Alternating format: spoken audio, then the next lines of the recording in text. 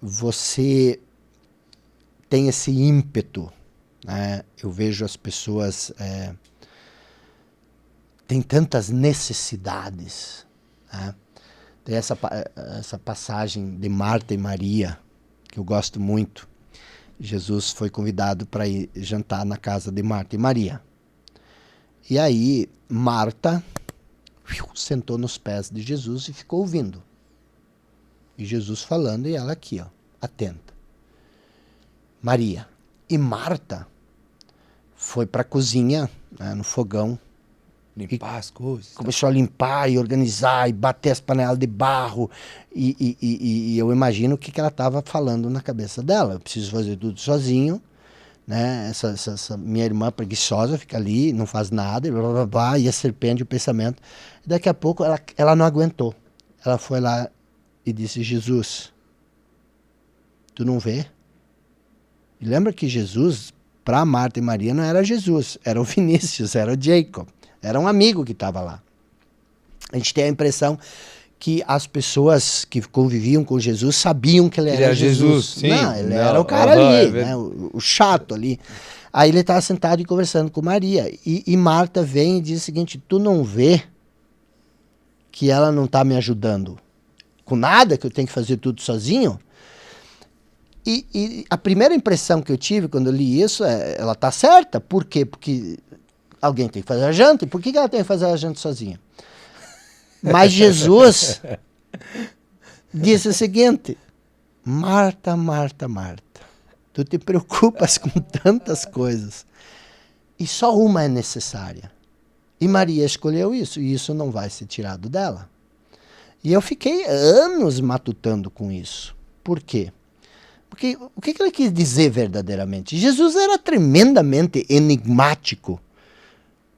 Porque ele dizia: o que isso quer dizer?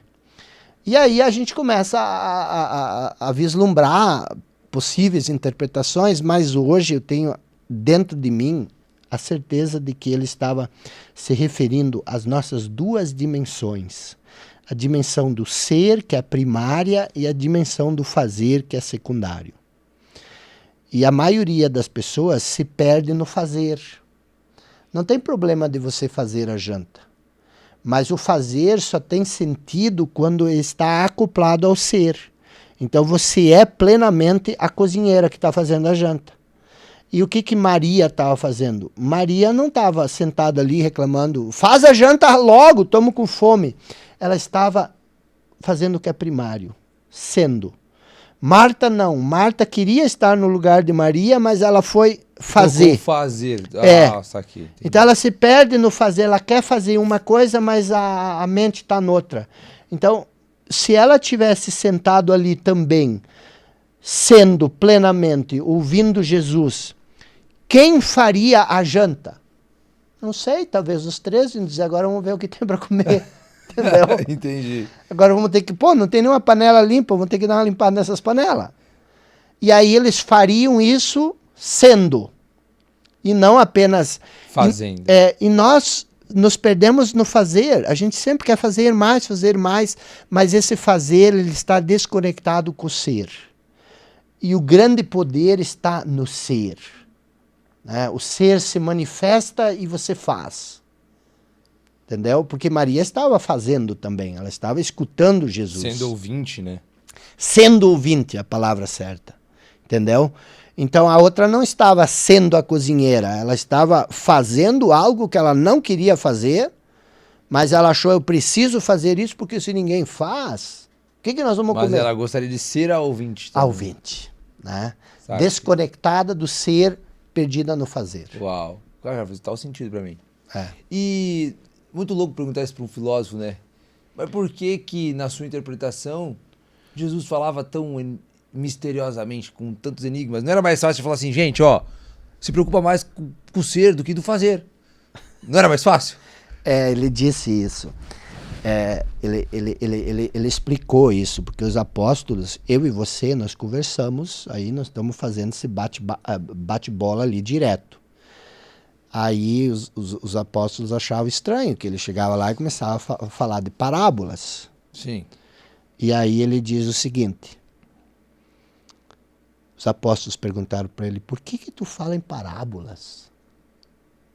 Lógico que eles não falaram assim, mas eu vou ensinar Sim. aqui. Por que tu fala em palavra? Que louco isso, ninguém fala assim. Você é doido?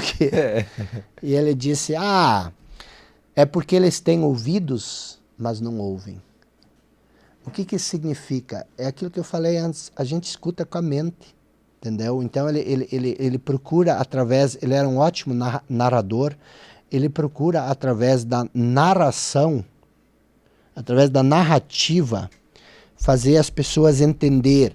Tudo que nós falamos aqui, hoje, passa por 7 processos que eu te ensinei aqui, que eu falei. Primeiro, a essência. Depois, a identificação com a mente, que te separa da essência. A identificação com a mente cria a inconsciência, você não sabe mais quem você é. A inconsciência cria a insatisfação, você agora é uma pessoa insatisfeita. A insatisfação, ela cria a inveja, você começa a olhar para as outras pessoas e cobiçar o que elas têm. E a inveja é o fundo do poço, não tem nada mais rasteiro do que a inveja. Você invejar as coisas do outro. Você se sente tão pequeno que, além de não ter, achar que você não tem, você ainda quer o que o outro tem. Então você chega no fundo do poço. Para sair do fundo do poço, você tem que parar de olhar para o outro e você tem que fazer a introspecção. Olhar para dentro de si. Quando você olha para dentro de si, a introspecção, ela faz você perceber um outro fator, que é a inerência. Que tudo que você busca fora já está inerente a quem você é. E quando você percebe essa inerência, você se torna uma luz, uma pessoa iluminada. E essa iluminação, ela fecha o ciclo, ela te traz de volta à essência. Então isso é um ciclo, é uma jornada. E Jesus explicou isso diferente. Jesus explicou isso em forma de parábola, tudo que eu falei aqui. Lógico que é a minha interpretação da parábola. Mas Jesus fala do filho pródigo, que vivia na casa do pai, onde tinha tudo em plenitude e em abundância. Quer dizer, ele vivia em essência. Aí ele disse, me dá a parte da herança que eu vou me embora. Então ele diz o seguinte, eu agora vou para o mundo, me dá o poder de criar. E aí a parábola diz, e ele desperdiçou a parte da herança. Você desperdiça o seu poder de criar criando um falso eu. E esse falso eu é a identificação com o conhecimento, com as coisas do passado. Essa identificação, ela é a terra distante para a qual o filho pródigo foi. E aí a parábola diz que uma grande fome recaiu, que é a insatisfação. E aí ele foi, disse, eu preciso arrumar um trabalho. E aí ele foi trabalhar numa fazenda, cuidar dos porcos. E lá ele disse o seguinte, meu Deus, eu sou pior do que um porco. Os porcos ainda tem alguém que cuida deles e eu não tenho. Inveja. A inveja. E aí chega Uau. o estado onde ele cai em si. A parábola diz literalmente, ele cai em si. Quer dizer, ele lembra de quem ele é. É inerente a ele. É. E o cai em si é a introspecção. E aí ele diz, meu Deus, na casa do pai tem tudo. A inerência, eu preciso voltar. Uau. E aí ele volta e ele é recebido com festa. Por quê? Porque ele fez a jornada. Sempre que nós voltamos para a nossa essência, a celebração no reino dos céus.